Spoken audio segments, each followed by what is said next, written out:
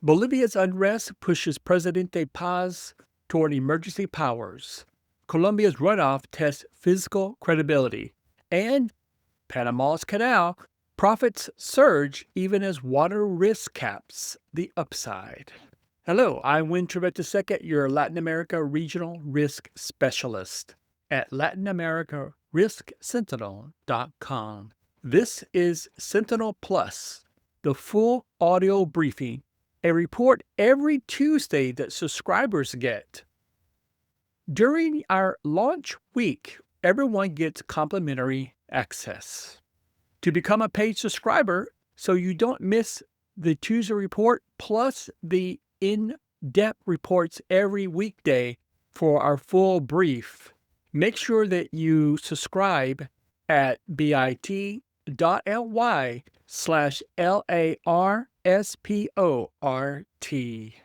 Today, Bolivia, Colombia, and Panama are presenting decision makers with three different kinds of regional risk.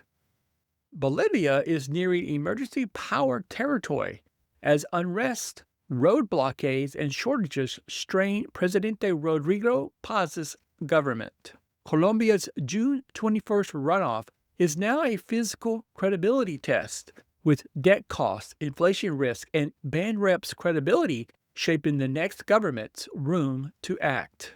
And finally, Panama is benefiting from the war in Iran as shipping traffic rises through the canal, but water risk and capacity limits still set the ceiling. Bolivia.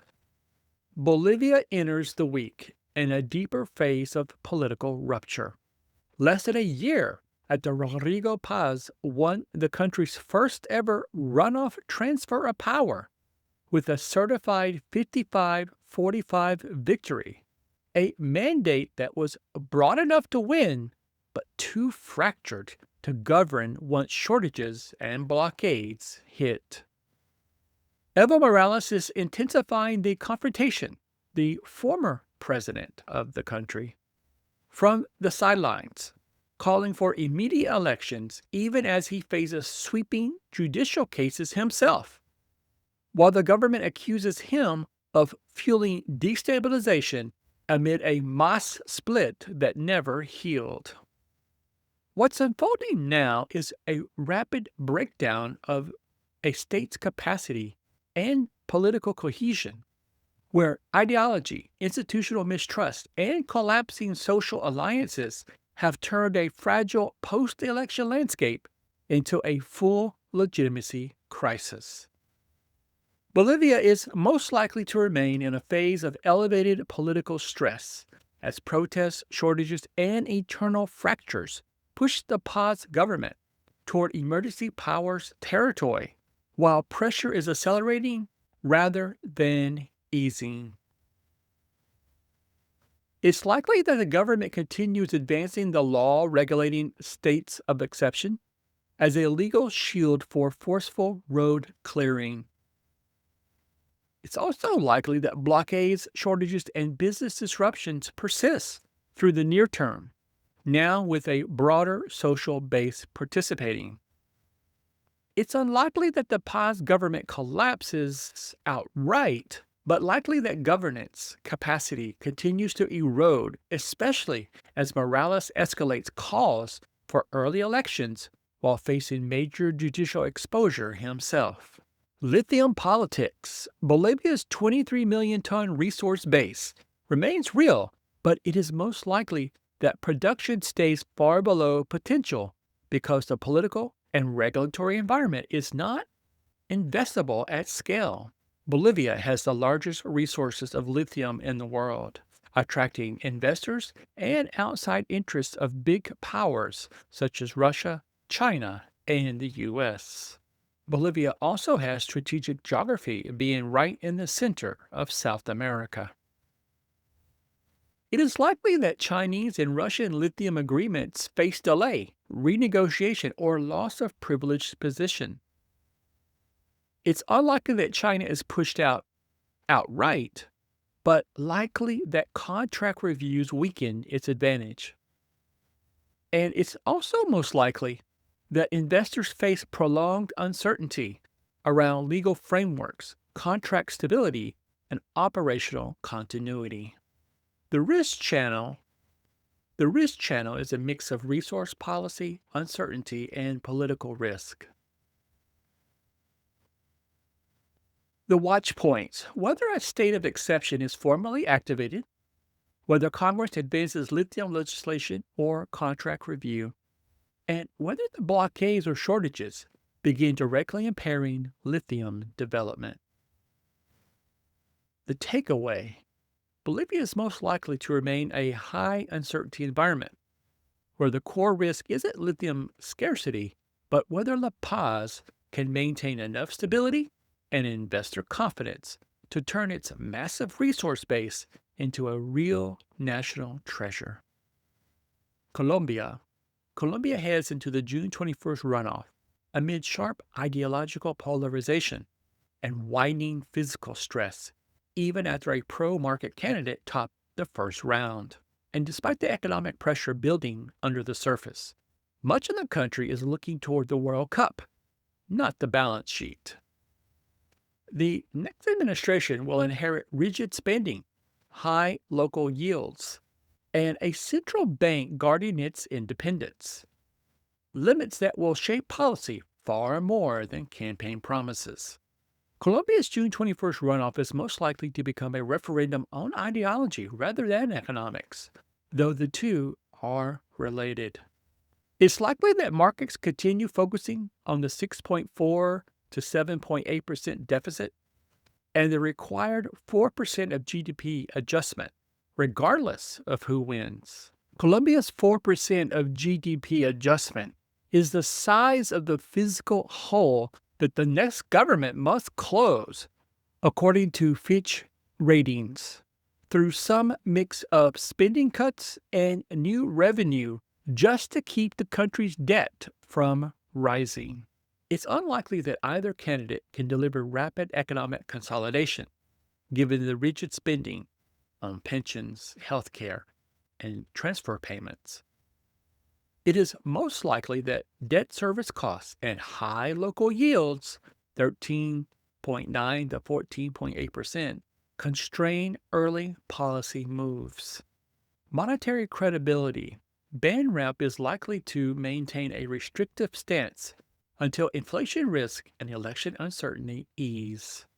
It's unlikely that political pressure produces immediate monetary loosening.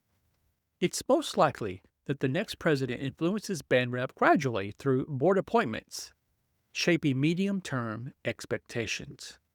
The growth signal. It is likely that Colombia will continue to lean on consumption while investment remains weak. It is unlikely that the investment rebounds without clear fiscal direction. Here are the watch points. The runoff margin on June 21st.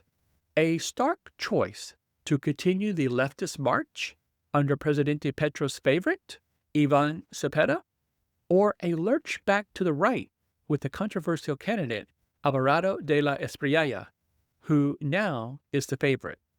Whether the winner presents a credible fiscal plan tied to the 4% of GDP adjustment and Banrep's June 30 meeting, what will its post-election policy signal? Takeaway: it is most likely that fiscal arithmetic, not campaign promises, set the boundaries for Colombia's next political cycle, long after the cheering for La Selección and the World Cup has ended. Panama. Since the Iran war erupted in late February, global shipping has been in a rolling state of disruption.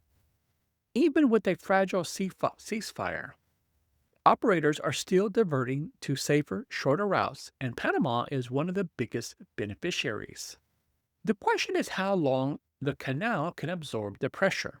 Panama is most likely to continue benefiting from the Iran-driven shipping realignment, but with a hard operational ceiling. It's likely the canal traffic stays elevated, near 40 to 41 transits a day, as shippers pay for certainty. It's likely that revenues remain strong, with auction bids staying well above pre-war averages. But it's unlikely that this windfall becomes permanent without major reinvestment in water security and capacity. Capacity and water constraints. It's most likely that physical limits 36 to 40 transits a day and water levels remain the structural bottleneck. It's likely that maintenance windows and draft limits periodically tighten throughput. However, it is unlikely that Panama can expand capacity meaningfully in the short term. And your watch points, whether transit holds at 40 to 41 units per day, whether auction bids remain near or above $385,000, and the rainfall, the Gatun Lake levels, maintenance, and draft limits that tighten capacity. The final takeaway, Panama is most likely to keep monetizing global instability. But the strategic question is whether it can convert a short-term windfall into a long-term resilience. Your final readout today, Bolivia shows how unrest and emergency power drift can turn a world-class lithium resource into an investor confidence problem. Colombia shows how a runoff can shift political tone, but fiscal credibility, not campaign language, still defines the country's operating boundaries. And Panama shows how global conflict can deliver a canal windfall, but water and capacity constraints remain the ceiling on long-term resilience. Remember to become a paid subscriber for your in-depth look at 3 topics impacting Latin America every week on Tuesday. Just visit bit.ly/LARSPORT to get started.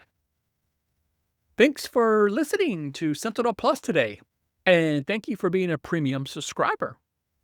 I'm Windfall II at LatinAmericaRiskSentinel.com, your Latin America regional analyst.